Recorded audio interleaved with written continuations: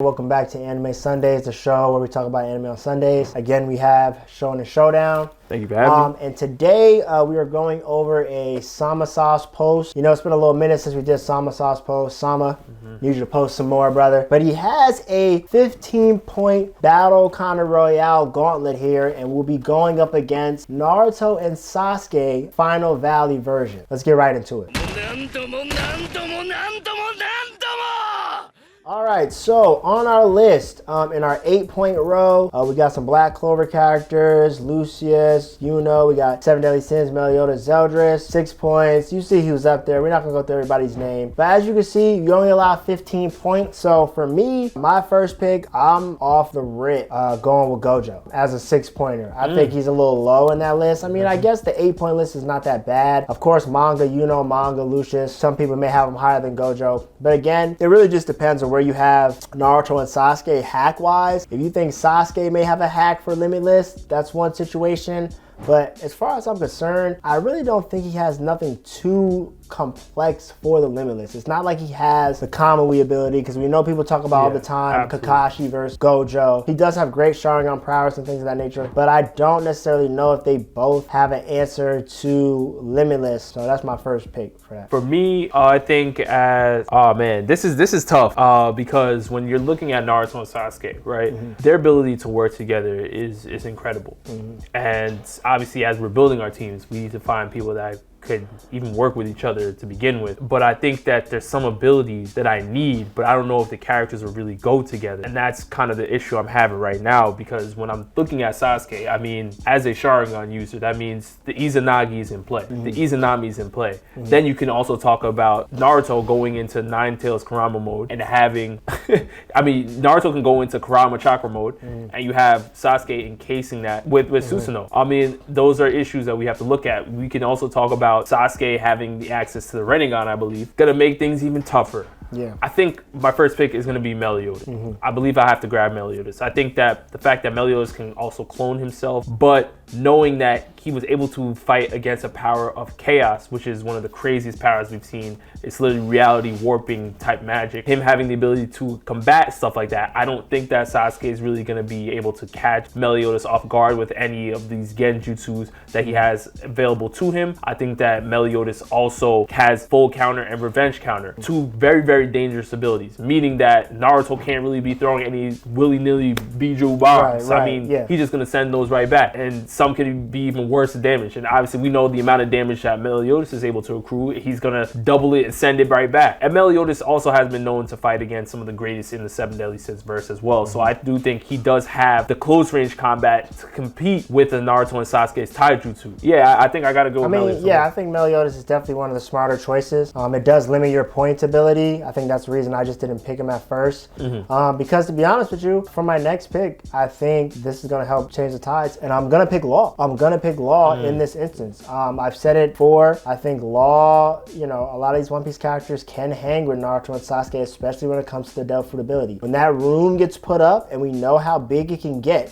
it gets lethal. At a thought of a dime, Law is switching out your body parts. He's doing all types of stuff. He's got, you know, his awakening, his injection shot. We've seen how Law can really get busy. And I think in terms of hacks wise, that's who you would really need to combat in a Sasuke. So I feel like Law and Gojo together is enough to deal with a lot of Sasuke's hacks. And we know Naruto is mainly brute force, mainly power. And that's why I wanted those two picks, so that I would have room for another person of a little higher caliber on my list. Yeah, I mean, I can understand that.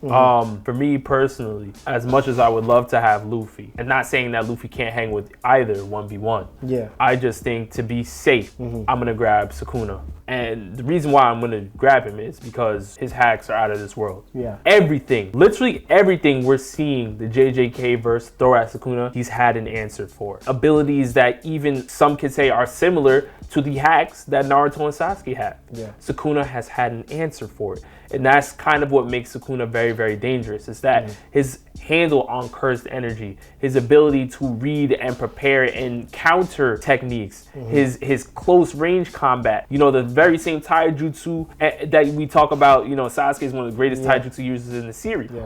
He would have an issue fighting close range against Sukuna, just off the taijutsu aspect of things. Now we could say whoever's more powerful, but again, I'm looking at the hack. Sukuna has had an answer for almost everything, and the Malevolent Shrine domain expansion, arguably the strongest in the series. So if you want to look at Gojo's Infinity domain expansion and say, well, that may disrupt Naruto and Sasuke, we have to look at what would Malevolent Shrine do to them as well. Again, I think it would come down to Sasuke having to break out the Izanagi or the Izanami. We're talking about that amount of pressure on them, and I think Naruto would obviously be able to bail Sasuke out in some instances because you know they know shadow clones and all of these things. But I think somebody of Sukuna's caliber, and I believe somebody of Meliodas' caliber, would definitely be able to react to those types of abilities. Because we have to remember, Meliodas helped take down the Demon King, who had the power of the ruler. Right. Come on now. Now he has the power of the Demon King as well. Right. So. And he has the power of the Demon King in this instance. So come on. Yeah. I mean, Meliodas Sukuna duo is lethal. Serious problems there. For my last pick to go with Gojo and Law, I'm going with Shigeo. I'm going with Mob. I think in this instance, I'm picking a lot more distance fighters because I feel that they would have the advantage over these more close combat fighters. And when it does come to their super extravagant powers, especially with their size, you know, you got the Kurama coming out, the perfect Susanoo. I feel like this is where you would need these ranged fighters to really do their work. I mean, we saw with Shigeo fully unlock that true question mark power, and he was talking to his other question mark self. When they finally fused together, we seen Shigeo really get that gain and control over his power. I mean, if you've seen Mob vs. Dimple, I mean, we don't even really know how. We know Sasuke has a little bit of push and pull power with the Rinnegan, but it's nothing like Shigeo throwing you around, Gojo throwing hollow purples, and Law just mixing up your reality. I think on my field, I have way more hacks than that the Naruto and Sasuke duo would be able to handle, and so that's why I picked Shigeo. That makes me at 15 exactly. Yeah. So you're at 14, Rob. So now you gotta have a 1 point. Yep, I got 1 point left. I mean, yeah, we're at the bottom of the barrel bracket right here. You know, I mean, Meruem, Netero, no disrespect. But we're in a different class right now. Right. You know, post-Rose, pre-Rose, it doesn't matter what's going on. This is just beyond you. I probably will have to grab Makima just off the hacks alone. Yeah. Makima is very, very dangerous. Now, I don't know what Makima would be able to really do in this type of scenario when we're talking about Naruto versus Sasuke. That's where it gets a little bit tricky. Yeah. But if there's anybody that's left in the $1 bracket that will be able to help crowd control, you know, shadow clones and things of that nature, I think it would be Makima with the ability to control and do certain things. I think Makima has great hacks, as we've seen so far in the Chainsaw Man anime. That being said, I think I gotta go with Makima for now. Makima's a great pick because we remember from the Death Battle fight, off rip, she's kind of a little bit immortal herself. She has that great durability. She can't really be killed easily. She can maybe be put suspended, but if they're asleep on Makima and she really starts getting her full ability out, I think it has a little bit more of your emotion if you're like afraid of her or if something like that. She can start to gain control of you, and I think that's why they thought Gojo would still win, because her thing might not work as well. But again, her durability alone, and she is a very smart curse. If she sees what's going on, she can squeeze her way in there. But yeah, y'all, that's our Sama Sauce picks for his 15-point kind of gauntlet duo. Again, I have Gojo, Law, and Mob. Rob has Meliodas, Sukuna, and Makima. Either way, I think it's safe to say that I think our teams might take that W. Yeah. I think our teams would. So if y'all disagree or if y'all would have a different point list, please let us know. Shout out Sama Sauce. And with that, we'll see y'all next Sunday.